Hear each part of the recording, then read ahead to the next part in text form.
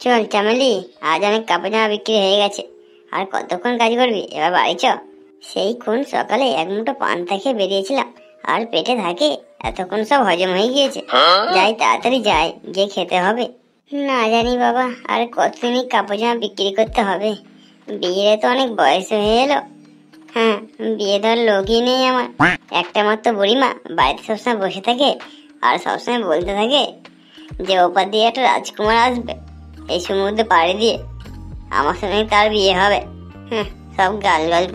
দেখি তো সমুদ্র পাড়ি দিয়ে সত্যি সত্যি কোনো রাজকুমার আসছে কিনা। কে যেন এই সমুদ্রের পাড়ে পড়ে আছে? এই মারিয়েছিল ওরা, কোনো ডেড বডি হবে নাকি? তাড়াতাড়ি এখান থেকে কেটে পড়ি, পরে কোথায় কেস টেস খেয়ে যাবো। না না, মরেনি, এই তো শরীরটা হচ্ছে। দাঁড়া, টেনে টেনে এই পাড়ের পর এনে দেখি কি হয়।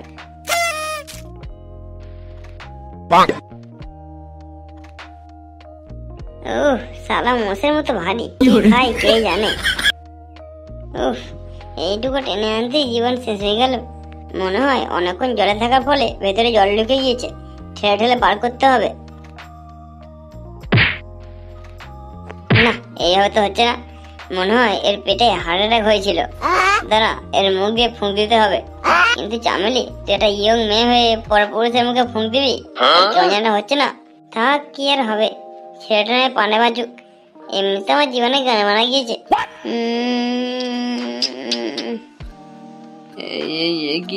কে তুমি? কে আবার হবে? তোমার পানদাতা। কি তুমি পানদাতা? তাহলে কি পান দিয়েছো শুনি? কেন দেবো কাছুদা? তুই ডুবে গেছিলিস, তোর বাঁচালাম, আবার বলছিস কি পান দিয়েছি আমি? ও, আমি ডুবে গিয়েছিলাম, তোমার কে বললো? কে আবার বলবে?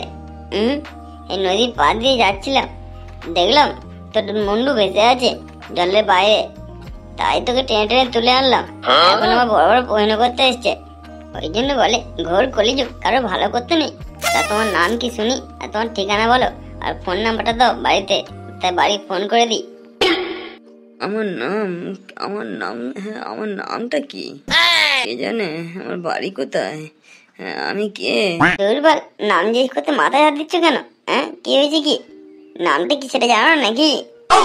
গো, আমার সত্যি মনে পড়ছে না আমার নাম কি, বাড়ি কোথায়, আমি এখানে এলাম বা কি করে? দুর্বল, তোমাকে আর বাঁচানোই উচিত হয়নি, একা বাঁচাতে এসছে এখানে। তুমি আমাকে বাঁচিয়েছো? বাঁচাটা কি? জানে বাঁচা কি জানে না? বাঁচা মানে তুমি মরতে গিয়েছিলে, আর তোমাকে আমি ওখান থেকে তুলে এনেছি, এনে বাঁচিয়েছি। আর বাঁচা কি জিজ্ঞাসা করতে এসছে? বাঁচা মানে বাঁচা, যেমন আমরা সবাই বেঁচে আছি। আমরা কি সত্যিই বেঁচে আছি? এই গান মেরেছে রে, বড় কঠিন প্রশ্ন করে ফেলেছে। না না, এত কঠিন প্রশ্ন করলে হবে না। এই বোকাচোদা বাড়া বেঁচে উঠেই মাত্র প্রশ্ন করা আরম্ভ করে দিয়েছে। এই উল্টোপাল্টা প্রশ্ন করলে হবে না তো। এই বোকাচোদা, তোকে আমি কখন থেকে জিজ্ঞাসা করছি তোর নামটা কি? নামটা বলতে কি তোর গাড়ি জ্বালা মারছে নাকি? নাম বললে করে। আরে সত্যি কেউ আমার কিছু মনে পড়ছে না, আমি নিজে জানি না আমার নাম কি। মনে হয় এ সত্যি সত্যি স্মৃতি হারিয়ে ফেলেছে। দাঁড়া, একে কি আর করা যাবে, নিয়ে বাড়িতে নিয়ে যাই, তারপর দেখছি কি করা যায়। ঠিক আছে, বুঝতে পেরেছি তোর কিছু মনে নেই, মানে তুই স্মৃতি হারিয়ে ফেলেছিস। ঠিক আছে, আমার সঙ্গে চল, এখন গিয়ে আমাদের বাড়িতে চল, পরে তোকে আমি ঠিকানা খুঁজে বাড়ি পৌঁছে দেবো। আচ্ছা ঠিক আছে, কিন্তু এই স্মৃতিশক্তিটা কি? কোনো মানুষ নাকি? বোকাচোদা, তোর আর একটা কথা বলতে হবে না, বা কথা একটা না বাড়িয়ে তোর আমার সঙ্গে চল। বাবা, 1 মাস তো হয়ে গেল, তোমার ছেলের কোনো খবর পেলে? না গো বৌমা, ছেলে তো কোনো খবরই পাইনি। অনেকদিন থেকে চেষ্টা করছি, কিন্তু কোনো খোঁজই পাচ্ছি না। আর লাট্টু ওরা তো চারদিকে খুঁজছে, ওরাও তো কোনো খোঁজ খবর পাচ্ছে না গো। ছেলেটা যে হঠাৎ করে কেন এরকম করতে গেল কেই জানে। এখন ছেলে কোথায় খুঁজে পাবো কেই জানে। তাও চেষ্টা চালিয়ে যাচ্ছি, যদি কোথাও খোঁজ টোজ পাওয়া যায়। পচাদা, ও পচাদা, আরে দারোগা বাবু যে, কোনো খবর পেলে আমার ছেলের ব্যাপারে? না দাদা, কোনো খবর তো পাইনি, সেই জন্য জানাতে এলাম। 1 মাস তো হয়ে গেল, 1 মাসের মধ্যে যদি কাউকে খুঁজে না পাওয়া যায়, তাহলে তাকে মৃত বলে ঘোষণা করে দেওয়া হয়। দারোগা বাবু, এরকম বলবে না দারোগা বাবু, আমার ছেলের কি হবে, আমার কি হবে? আরে চুপ করো মা, যদি তোমার কথা তোমার ছেলের কথা ভাবতো তাহলে কি ও এই কাজটা করতো? আর পচাদা, বিধিবিধান মেনে কাজকর্ম সেরে ফেলুন, বুঝলেন? বেশি দেরি করা উচিত হবে না। আমরা অনেক খোঁজার চেষ্টা করেছি, নদীতে ডুবুরিও লাগিয়েছিলাম, কিন্তু কোনো সন্ধান পাইনি। এবার কেস ক্লোজ করার টাইম হয়ে এলো, 1 মাস তো হয়ে গিয়েছে। ঠিক আছে, আমি তখন আসছি তাহলে। এখনকার সব বাচ্চা বাচ্চা ছেলেরা কি সব করে কেই জানে, বাড়ি ঘরের চিন্তাও করে না। আরে চুটকি সোনা, এতদিন পর হঠাৎ করে কর দিয়ে মনে পড়লো? আরে তোমাকে তো মনে অনেকদিন আগে থেকেই পড়ছিল, কিন্তু ফ্যামিলির চাপে আর হচ্ছে গিয়ে ফ্যামিলির জ্বালাই তোমার সঙ্গে যোগাযোগ হয়ে ওঠেনি। তা হঠাৎ করে আমার কথা মনে পড়লো কেন? স্বামী কি এখন দিতে পারছে না নাকি? থাক আর বলো না, সে তো আত্মহত্যা করেছে। 1 মাস ধরে পুলিশ খুঁজেও কোনো খবর পায়নি, তাই তাকে তো ওই আজ সকালে এসে মৃত ঘোষণা করে দিয়ে গেল। তাই তো তোমাকে ফোন করলাম দেখা করার জন্য।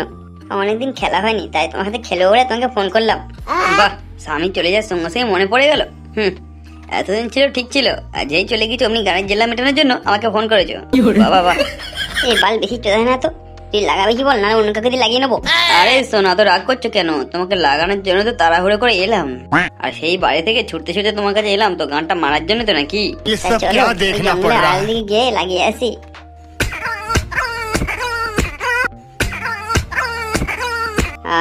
অনেকদিন পরে জ্বালাটা মেটলো। ও সোনা, অনেকদিন পর তোমাকে লাগিয়ে সেই মজা পেলাম, সেই পুরাতন যুগের মতো মজা পেলাম গো। তা সোনা, এখন কি করার চিন্তা ভাবনা করছো? স্বামী তো নেই, স্বামী তো চলে গিয়েছে, ওই বুড়োর সঙ্গে কি সারা জীবন থাকবে নাকি? দৌড়লে ওরা, ওই কিপটে চোদার সঙ্গে কে থাকবে সারা জীবন? ওই মানে থাকুক বুড়ো বুড়ি, তারপর দেখছি আমি কি করতে পারি। আমি আমার ছেলেকে নিয়ে চলে যাব, আমি আমার বাপের বাড়ি চলে যাব। ওই কিপটে চোদা বুড়ো কিছু বাজার করে আনতে হলে বাজার করে আনে না, সবসময় শুধু কিপটেমি, ওর সঙ্গে কে থাকবে? আরে সোনা, তুমি যাবে কেন? ওই বউটাকে আমার ঘর থেকে বার করে দাও না। তা কি করে ওই বুড়ো চোদাটাকে বার করবো শুনি? ওই ঘর দুটো সব ওর নামে লেখা আছে। আরে বাবা, বুড়ো চোদাটাকে ভুলভাল বুঝিয়ে লিখে নাও না, ঝাঁক বাপে গিয়ে মানে একটা দলিলে সই করে নিলে হয়ে যাবে। তা আমি তো কোনো উকিলকে জানি না, তাহলে দলিল তৈরি করবো কিভাবে? আরে আমি দলিল তৈরি করে এনে দেবো, অসুবিধা নেই। তুমি শুধু ওইটাকে ছেলের ওই স্কুলের ডকুমেন্টস বলে আর তোর দাদুকে সই করিয়ে নেবে, তারপর দেখো না কি হয়। আচ্ছা, তারপর দেখবে তুমি আর তোমার ছেলে আর আমি থাকবো এই ঘরে। ওই বুড়া বুড়িকে বার করে দাও লাথি মেরে, তারপর আমরা দিন রাত লাগাবো। আচ্ছা ঠিক আছে, শোনো তাহলে তুমি এটা দলিলটা তৈরি করে এনে দাও, দিলে দেখো না কি করি আমি। দাদু 10 টাকা দাও তো, স্কুল যাবো। আরে দাদু ভাই, স্কুল যাওয়ার জন্য রেডি হয়ে গিয়েছো? তা স্কুল তো মিড ডে মিল দেয়, 10 টাকা নিয়ে কি করবে? আরে দাদু, মশলা মুড়ি খাবো গো, মশলা মুড়ি। ওখানে খুব ভালো মশলা মুড়ি করে, 10 টাকা করে। আচ্ছা ঠিক আছে ঠিক আছে, দিচ্ছি। বাবা। কি হয়েছে বৌমা, কিছু বলবে? হ্যাঁ বাবা, এই বলছিলাম কি, এই যাচ্ছি কি ওই মানে পটলের স্কুলের ডকুমেন্টস, এটা তো একটু সাইন করে দেবেন তো, কারণ ওর বাবা তো নেই, তাই একটু আপনি সাইন করে দিলে হতো। আচ্ছা ঠিক আছে বৌমা, কোথায় সাইন করতে হবে দেখিয়ে দিও, আমি সাইন করে দেবো। কারণ আমি তো অত লেখাপড়া বুঝি না, কি লেখা আছে সেটা তো বুঝতে পারবো না।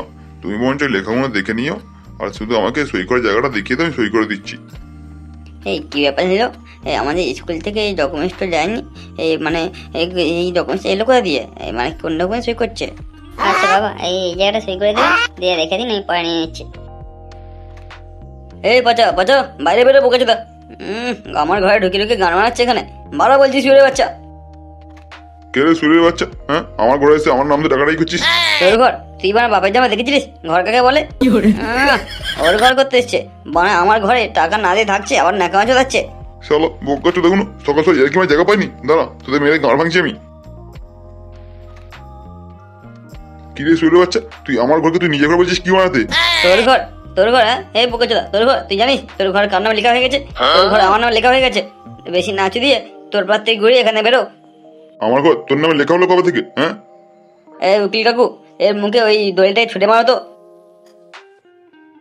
এই দেখ বোকাচ্ছ, এই দেখ, কই দেখি আমার হাতে দাও। দেবো না, এই তুমি ছিঁড়ে দাও, আমার জায়গা তোর নামে কবে লিখে দিলাম? সেটা তোমার বৌমাকে ভালো করে জিজ্ঞাসা করো। বৌমা এই কি সব বলছে, এটা সত্যি? হ্যাঁ বাবা সত্যি। আর কতদিন আমি এই সম্পত্তি ভোগ করবেন? এবার ছেড়ে দিন, আমি আর আমার ছেলে মিলে সুখে শান্তিতে থাকি। শোনা, এবার আমি আর তুমি একসাথে থাকবো। চটকি, সেটা হচ্ছে না, সব সম্পত্তি আমি আমার নামে লিখে নিয়েছি। তোমরা সবাই এই বাড়ি থেকে বেরো। বড় এসেছিল আমাদের লাগাতে।